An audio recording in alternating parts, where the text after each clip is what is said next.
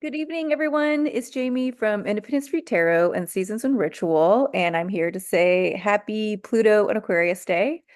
Pluto moved into Aquarius at 2:40 Central Standard Time, where I am in New Orleans, and we've been waiting for this day now for quite a while, as it's been moving back and forth from Aquarius to Capricorn, Aquarius, Capricorn. And she's finally now made it into Aquarius, where she will be there for the next 20 years. So there was a couple little things when Pluto moved into Aquarius, right at the exact moment. I was looking at the wheel, the astrological wheel, and there was a couple things that stood out to me that was really interesting.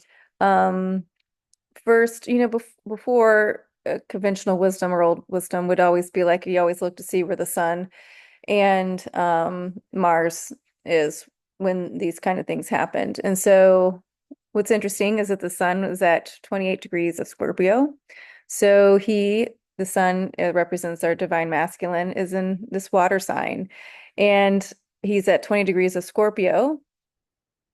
And Scorpio's ruler is Pluto, and Pluto just moved into Aquarius. And 28 degrees of any sign that's in those degrees of mastery. So I think it's really important to put a little pin in that Pluto Pluto rules Scorpio, and the sun is shining on a very mature point in this Scorpio energy. It's fixed water. It is our feelings, right? It is mysticism, if you will. Scorpio, can be secrets and that stuff. But if we look into that higher realms of Scorpio, it is being present. It is knowing our feelings. It is that transformative power of knowing who we are, right? Knowing our sex, knowing how to own that and how to create with that. And I think that's really important to remember because when I added up all the numbers and came up to the number three, so 11, 19, 20, 24 plus the time, which was let's say 2:40. And I added up all those numbers and we got the number three. And the number three in the tarot is the Empress. And the Empress is that divine feminine energy, and she's very grounded. And the Empress to me, I read her a few different ways, but she is divine timing. I read her as divine timing. So this is the right time. We're all supposed to be here at this time. It sings to me, if you will, that the divine feminine energy is not going anywhere. It is going to keep getting bigger. The sun being in Scorpio, our divine masculine being in Scorpio at 28 degrees, understands the assignment. He understands how to be that divine masculine. He understands how to work with this feminine energy of Scorpio. And it's really interesting to me that he is in, like the sun is in a fixed sign, right? Pluto is moving into fixed air. The sun is sitting at 28 degrees of fixed water. These are the fixed signs are the pillars that hold up the zodiac, right? Aquarius's ruler, Uranus, is in Taurus. She represents Taurus as well. Um, in Mars is in Leo, and Leo is fixed fire. So these fixed signs are all lit up. The divine masculine being as in Mars, being in Leo, fixed fire at this exact time. He's at 4 degrees. Um, speaks volumes. And I want to say like him, Mars being in Leo at 4 degrees, that 4 degrees to me is always that young, unjaded part of the degrees point, I guess you could say. And so Mars being in fixed fire, having hope, having inspiration, um, bringing in fresh energy, right? As Pluto moved right into Aquarius. Venus, she's in Virgo. She's in Virgo, and I think she's at 9 degrees of Virgo. Virgo is an earth sign. Virgo is also the Virgin, right? That divine feminine, the Blessed Mother. Venus is at 9 degrees, still in that first 10 degrees, still also very unjaded. She knows there's new ways to resolve. And then I think most importantly is where the moon is. And the moon is at 20 degrees of Cancer. And the moon being in Cancer, again, Cancer, cardinal water, a water sign is the feminine, the moon is the feminine, Cancer is ruled by the moon. Pluto moving into Aquarius with the moon being in Cancer, trusting our intuition, trusting, Cancer represents the mother. And then Venus being in Virgo, which is the Virgin, right? The Blessed Mother. There's a lot of divine feminine energy on this planet, and I cannot, we've got to understand that and we've got to work with that. And so that masculine energy, the sun, Aries, Mars, all those guys, they're going to keep they're going to keep rising to meet this divine feminine energy.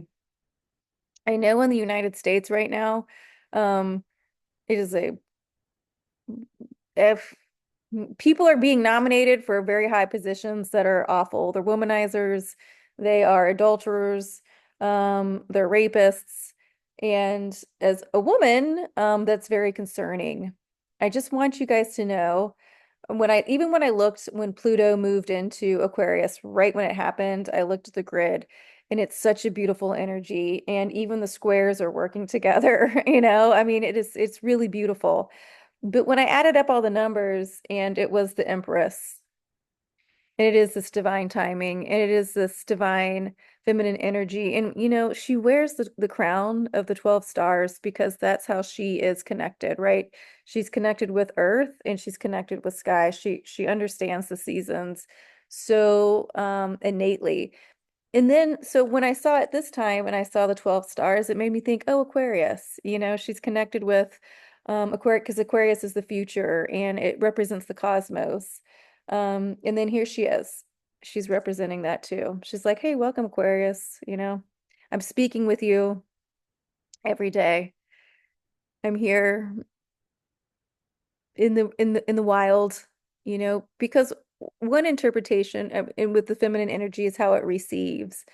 Um, And so it's time for us to receive using our intuition. It's time for us to receive not by what's being projected at us at um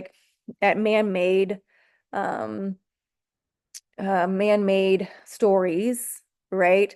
It's up to us to perceive with our feelings, understand who we are when we say we use our sex, right? Who we are as people, not like but makes us up, with our makeup, Sun is in Scorpio. Scorpio understands feelings, like no one else's business, right?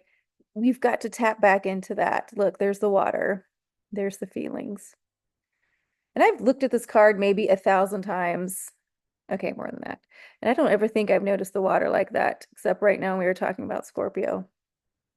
And there's Scorpio, right? There's Cancer, right? That's where the moon is. It's about being grounded again. It's about we are the conduit, right? Between, sky and earth.